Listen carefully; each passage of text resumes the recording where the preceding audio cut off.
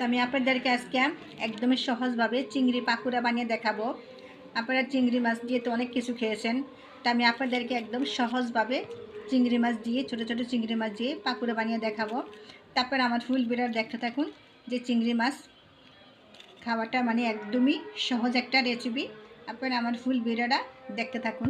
বিসমিল্লাহির রহমানির রহিম, সীমাস কিচেনপুর। আমি আজকে আপনাদের কাছে রেসিপি নিয়েছি চিংড়ি মাছ। এখানে আমি ছোট ছোট চিংড়ি নিয়েছি হাফ কিলোর মতন। এই চিংড়িটা দিয়ে আজকে আমি আপনাদেরকে পাকুড়া বানিয়ে দেখাবো। আপনারা তো চিংড়ি মাছ দিয়ে অনেকভাবে অনেক কিছু খেয়েছেন, চিংড়ি বিভিন্ন তরকারি দিয়ে বিভিন্ন ভাজি বা ভুনা। তা আজকে আমি আপনাদেরকে একটা অন্যরকমভাবে পাকুড়া বানিয়ে দেখাবো। এটাকে পাকুড়ো বলা যায় বা পেঁয়াজও বলা যায় বা বড় বলা যায়। তো চিংড়িটা পাকুড়া বানানোর জন্য আমি কিছু উপকরণ নিয়েছি চালের গুঁড়া, নিয়েছি কিছু বেসন। তো চিংড়িটা আমি একটু পাটায় বেটে নিব। আপনারা আমার ফুল ভিডিও দেখতে থাকুন একদম শুরু থেকে শেষ পর্যন্ত।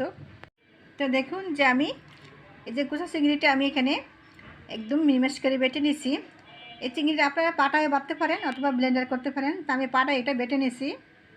তাই এখানে আমি এক বাটি পরিমাণ আমি দেবো চালের গুঁড়া। চালের গুঁড়া দেওয়ার উদ্দেশ্য হলো যে এটাকে মচমচা রাখে। তা আমি দিয়ে দেবো আধা বাটি পরিমাণ দেবো আমি বেসন, 1 চামচ দেবো আমি আদা বাটা রসুন বাটা। এখানে আমি 1 চামচ দেবো আমি জিরার গুঁড়া ধনা গুঁড়া একসঙ্গে, চামচের একটু কম দেবো আমি গরম মশলা।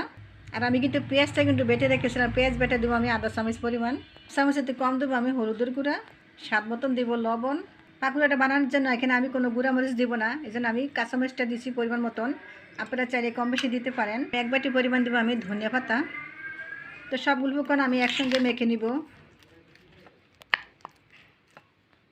তো আমার এখন এগুলা মাখা হয়েছে। এখন আমি এখানে একটা প্যান বসাইছি, প্যানেতে আমি কিছু পরিমাণে সয়াবিন তেল দিয়েছি।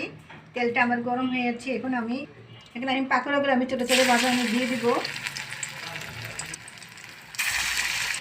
এটা আপনারা গোল গোল করে দিতে পারেন বা পাকুড়ার সাইজও দিতে পারেন। আমার পাকুড়াটা আমি এক পাশ দু পাশ করে আমি উল্টিয়ে দিব।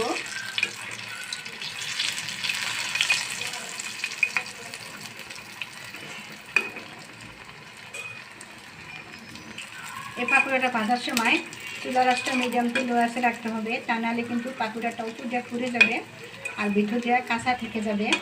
তা আমি চুলাটা আমি একদমই মিডিয়াম আঁচে রেখেছি। তা আমার পাকুড়াটা এই যে হয়েছে। এখন আমি সবগুলো পাকুড়া সবগুলো তুলে নিব। তো দেখলেন তো আমার একদম সহজ একটা রেসিপি। আমার এই যে চিকেন পাকুড়াটা আমি ভেজে নিয়েছি।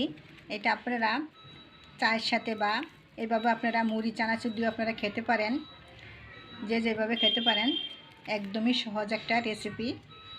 তা আমার এই রেসিপিটা যদি ভালো লেগে থাকে আমার চ্যানেলটাকে লাইক কমেন্ট করে আমার পাশে থাকুন। আল্লাহ হাফেজ।